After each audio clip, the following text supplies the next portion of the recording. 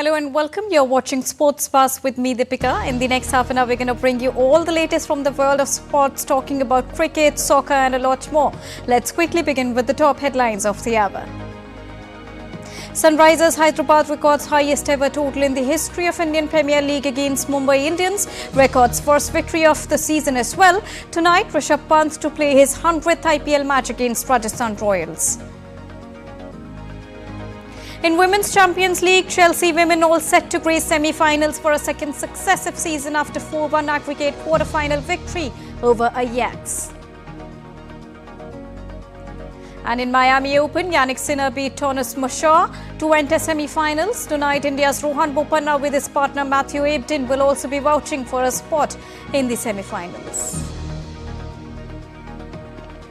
First up, from the world of Indian Premier League, well, Rajasthan Royals will clash with Delhi Capitals in Jaipur tonight. Rajasthan Royals won their first game by defeating Lucknow Super Giants by 20 runs. Royals will now be keen on maintaining their winning run. Rajasthan Royals, under the leadership of Sanju Samson, have been one of the most formidable teams on paper. But on the other hand, Delhi Capitals lost their first game of the tournament to Team Punjab Kings. Now, Delhi Capitals, led by Rishabh Pant, who returned to the cricketing pitch after his horrific accident back in December 2022, will now aim for its first victory of the season. Both the teams have played 27 matches against each other. Rajasthan Royals have won 14, while Delhi Capitals have come up trumps in 13 encounters. Sunrisers Hyderabad notched up the highest total in Indian Premier League's history, posting 277 for a loss of 3 wickets against Mumbai Indians. They sealed a 31-run victory in a power-hitting match that left the bowlers on both the sides clueless. Hyderabad surpassed the previous record of 263 for a loss of 5 wickets, while Royal Challengers Bangalore propelled Henrik Larsson at an unbeaten knock of 80 runs from 34 balls that included 4 boundaries and 7 sixes. Travis Head scored his half-century in 18 balls, a franchise record for the fastest 50, before Abhishek Sharma scored his in 16 balls. Now, Mumbai Indians started the chase well, but the 5-time champions fell short, posting 246 for a loss of 5 wickets. Now, as many as 523 runs were scored in the match, which is the most in a T20 game. Hyderabad, who lost their opening game to Kolkata Knight Riders, secured their first victory of the season, rising to 3rd place in the points table of IPL. On the other hand, Mumbai Indians, who have lost both of their matches so far, are 9th at the points table right now. Well, the match between Mumbai Indians and Sunrisers Hyderabad also broke the record for the most number of sixes hit in a game at the Indian Premier League. Sunrisers smashed 18 sixes in its innings, where it put up a daunting 277 for 3, while Mumbai Indians slammed 20 maximums in its run chase to set a new record. The previous best in the tournament was 33 sixes, recorded during Royal Challengers Bengaluru's match against Chennai Super Kings in 2018 and Rajasthan Royals game against Chennai Super Kings in 2021. Now, Royal Challenger Bengaluru's match against Chennai Super Kings in 2023 also tallied 33 sixes combined between the two sides. Staying on cricket, Cricket Australia have released the names of 23 players who have won new central contracts, with veteran all-rounder Marcus Stoinis being the biggest name to miss out on a new deal. Stoinis has battled back injuries in recent times, but was part of Australia's winning ICC Men's Cricket World Cup squad last year and also remained firmly in their selection thoughts for June's ICC Men's T20 Cricket World Cup as well. But Stoinis is now joined by fellow all-rounder Ashton Agar, opening batter Marcus Harris, pacer Michael Nasser and recently retired star player David Warner as who are the players to miss out on fresh number of contracts, with Cricket Australia instead opting to provide deals to a handful of new faces. All-rounders Matt Shott and Aaron Hardy with new deals after they were upgraded to the contract list during the summer, as does fast bowler Nathan Ellis, while young right arm Xavier Bartlett also won a full-time contract after impressing the ball against West Indies earlier this year.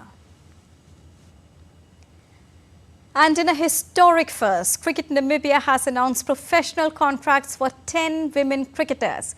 The contracts were negotiated and signed in February but were announced early on Tuesday. This announcement marks Namibia Cricket as the first sporting body in the country to provide central contracts to both men and women's national teams. Well, the Namibia women's team, called Capricorn Eagles, are currently 17th in the ICC Women's T20I team rankings. They were the most recently in action at the African Games, where they won just one of their group stage games and failed to qualify for the semi-finals. Moving on in sports pass, the Special Olympics Bharat Judo and Tennis National Championship 2024 opened in Delhi, featuring athletes from 9 states. In an exclusive conversation with DD India correspondent Narayan Singh, President of Special Olympics Bharat, Dr. Malika Nadda, highlighted the event's role in raising awareness about the Special Olympics mission, promoting inclusivity along with understanding. Special Olympic Bharat is leaving no stone unturned to promote the cause of the special athletes, and they have launched several initiatives to promote the cause of the special athletes. And right now a national championship of judo and tennis is being organized in Delhi. And to talk more on this, to put light on this, we are joined by the President of the Special Olympic Bharat, Dr. Malika Nadda ji. Ma'am, a warm welcome. And such initiative we have seen the several tournaments and championships are being organized in the different parts of the country. So how these championships, these tournaments are helping the special athletes? Special Olympics Bharat is organizing national championships in various games and sports activities to give opportunity to our special children, our special athletes, to showcase their talent, to perform. We are training them to participate in state, national, and then for the international events. So we are grateful to Modern School, Barakhamba Road, where we are organizing tennis and judo competition for our special athletes. And we are happy to announce that from 9 states, 80 special children are here to participate in judo and tennis national championships. And the Special Winter Games will also held next year. So how the preparations are going for that? Because in the Summer Games we saw stupendous performance by these athletes. So that performance will replicate there also? Soon we will be having the World Winter Games of Special Olympics in Italy in 2025 March. And Special Olympics Bharat is all set and preparing for the World Games. The quota for the World Winter Games is 50 athletes in winter sports, that is alpine skiing, snowshoeing, snowboarding, figure skating and floorball championships. So we are sure that our athletes will perform and do their best. With us we have the Amika Panji, the trustee of the Modern School. Ma'am, a very warm welcome. So when you promote such events, especially for the special athletes, how important do you think is for the society?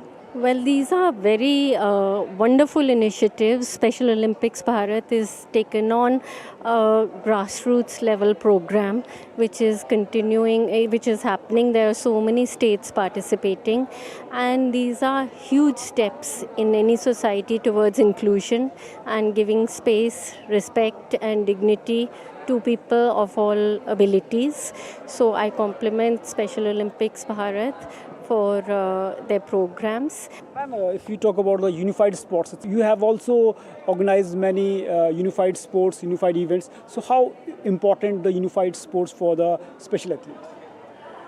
As we all know, Special Olympics is the only sports federation which is committed to the cause of inclusion, and we are the only sports federation who have been organizing inclusive sports, that is unified sports activities, unified team events, and also international participation in the World Games of unified sports is only happening in Special Olympics. So as we all know, and we are talking about inclusion, it is very important that unified sports activities are performed in all the normal schools where the normal children come to know and understand the issues of the specially abled children, and also be a part with them and support them and develop their abilities. So unified sports and inclusion go together hand in hand, and we all as a part of the society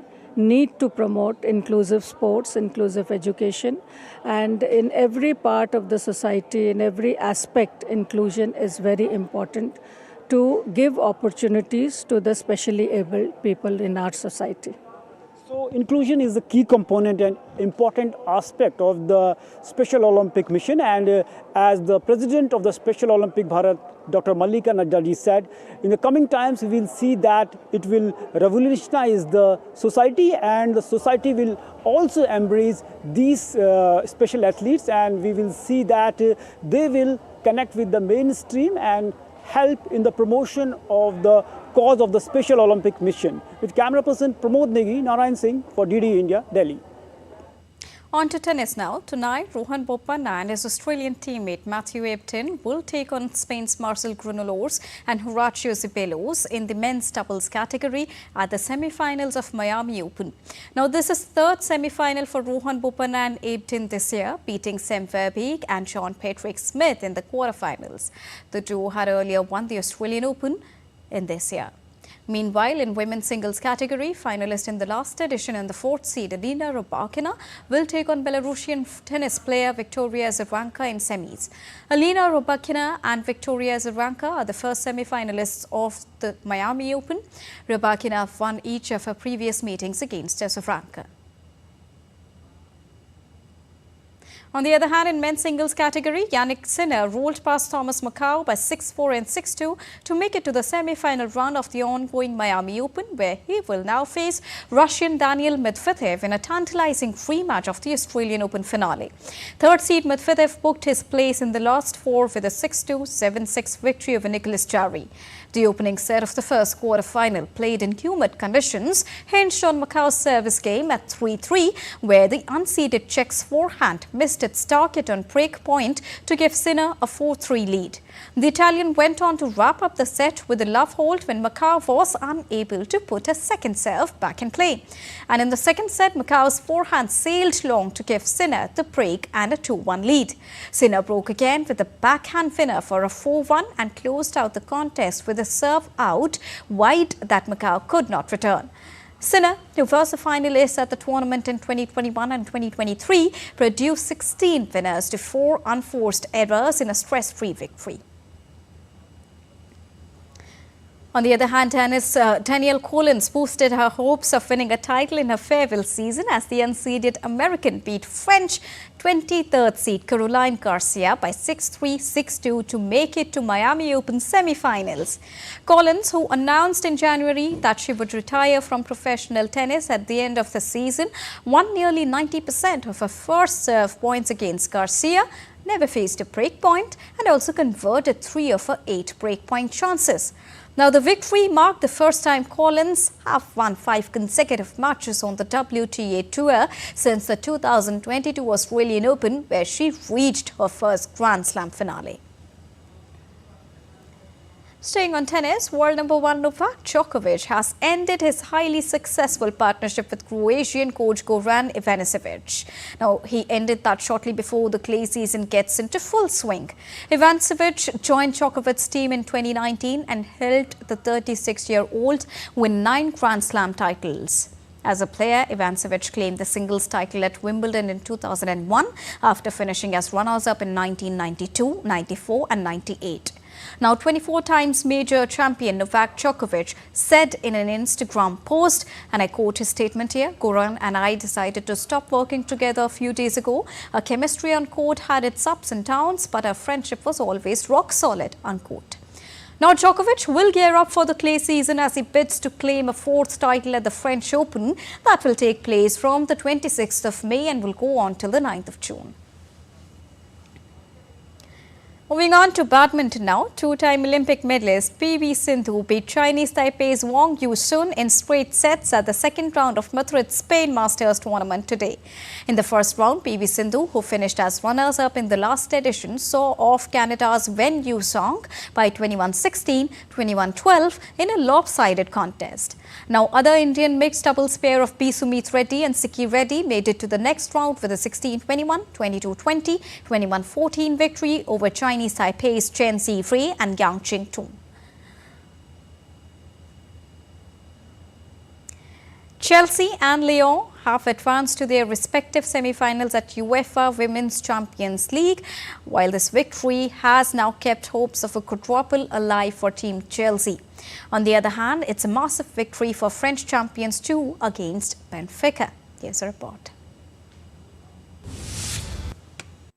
In Women's Champions League, Chelsea women have successfully kept their quadruple dream alive as they enter their second successive semi-final, defeating Ajax. Myra Ramirez's first goal in Europe opened the scoring in West London with just over half an hour gone. However, Ajax arrived in England with a point to prove after their 3-0 thrashing, and despite the mountain to climb, the visitors made a compelling contest of it. But ultimately, Emma Hayes' hopes of going out on the ultimate high at Chelsea moved a step closer on Wednesday as the London club reached Women's Champions League semi-finals after a 1-1 draw with Ajax. On the other hand, French champion Lyon also advanced to the semi-finals for a record 13th time after a 4-1 victory over Benfica. Delphine Casacarino and Cadiato Dieni scored 2 goals each as record 8-time champions Lyon won by 6-2 on aggregate basis at Groupama Stadium after a 2-1 first leg victory in Portugal. Lyon was playing in the quarterfinals for a record equaling 15th time, while Benfica became the first Portuguese team to advance to the stage. The home and away semi-finals will now be played on the 20th and 21st of April and the 27th and 28th of April. Sports Desk, DD India. Chelsea midfielder Romeo Lavia will miss the rest of the season after suffering a setback in his recovery from a hamstring injury. The Belgium international was injured during his Chelsea debut, a 2-1 victory over Crystal Palace in late December. The 20-year-old former Man City and Southampton player joined Chelsea in August on a 7-year contract. Now Chelsea, which is 11th in the points table, beat Burnley on Saturday. Staying on soccer, the Argentine Federal Police detained suspects linked to the threats and shots received by forward soccer player Angel Di Maria at his home on the outskirts of Rosario. On Monday, a car left a sign carrying the ominous message addressed to the Di Maria family in front of the private neighborhood where the 36-year-old usually stays. Federal agents monitored the main suspect's house since the early hours of Wednesday. The detention took place when that suspect left the place with his partner. Rosario is one of the world's largest agroport hubs. A prosecutor at Spain's High Court has sought a prison sentence of 2.5 years for former Soccer Federation chief Luis Rubiales over his unsolicited peck of player Jenny Hermoso. Prosecutor Marta Durantes charged Rubiales with 1 count of sexual assault and 1 of coercion for his alleged actions in the aftermath of the peck. The offences carry jail terms of 1 year and 1.5 years, respectively. Durantes also have sought to have Rubiales pay €50,000 in damages to Jenny Hermoso. 46 years old Rubiales unleashed a furore when he grabbed Hermoso and pecked her during the awards ceremony after Spain's victory in the Women's World Cup in Sydney last year.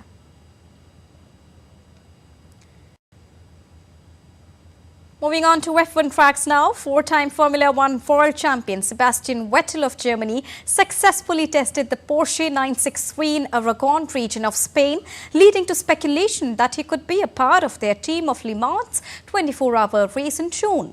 Now, Porsche have not announced their driver lineup for the prestigious race at the French circuit, which is scheduled to take place on the 15th and 16th of June, but plan to enter 3 cars for the race that they last won back in 2017.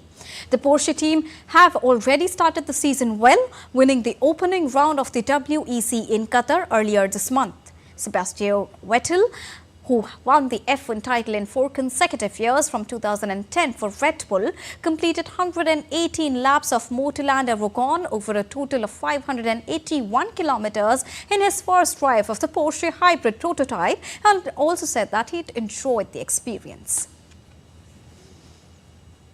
Now, the International Olympic Committee on Wednesday said that Brisbane 2032 Olympics must fit the city and the region and not the other way round. Take a look at the report for more. The International Olympic Committee announced that Brisbane 2032 Olympics must fit the city and the region and not the other way round after plans to construct a new stadium were scrapped. But again, for us, the messaging is really clear. The Games need to fit within the region, and the Queensland government, as the region government, the state government, the city government, they need to decide what's best for them and for everyone that lives in their areas, and the Games will adapt and fit into that. The existing Lang Park Stadium will host the Games opening and closing ceremonies after Queensland government rejected the recommendation of a review that a new $3.4 billion arena be built in the city. The Quark review was commissioned by government to look into a plan to rebuild the city's Gabba cricket ground to host the ceremonies. However, Queensland Premier Stephen Miles decided the stadium would be upgraded rather than torn down and rebuilt. These are decisions to be made by the communities for the communities long term. And when you have the support of communities, you minimize the risk, Carlos, and that's very important. When you have the support from ground up, this is when you ensure that you don't have any issues further down the road. So we really welcome what is being done, so no concerns. Brisbane was awarded the Olympics in 2021 under IOC's new norm process, a targeted procedure aimed at saving hundreds of millions of dollars for host cities and increasing long-term sustainability. Around 80% of the venues for 2032 Games are in place with the main stadium redevelopment and a federal government-funded $2.5 billion arena to host the swimming, the only 2 major construction projects planned. We're very positive about Brisbane 2032. We're very confident in the team that is in place. And it will just take a little bit of time over the next few months to a year to allow for the stakeholders, specifically in the different government levels, to agree on what they feel is best for their country and for their state and for their region. And the Games will, as I said before, will fit into that. The 2024 Olympics will be held in Paris and Los Angeles will host the 2028 edition. Sports Desk, DD India. Inter Miami co-owner David Beckham hosted tennis couple Stefanos Tsitsipas and Paula Badosa. The pair, who have been playing at the Miami Open, also met the members of Inter Miami squad, including Jordi Alba, Sergio Busquets and Leonardo Campana. While Badosa wore a shirt with her name on the back, Tsitsipas opted for one with Messi on it, although the Argentine star was not present. And that's all for this edition of DD India Sports Buzz. But let us know your thoughts on the news of the day. You can connect with us on Facebook, X, formerly known as Twitter, and Instagram as well. We will be back with more news as it breaks here on DD India. I am Deepika Mehto, and from all of us here in New Delhi, thank you so much for watching DD India Sports Buzz. Namaskar.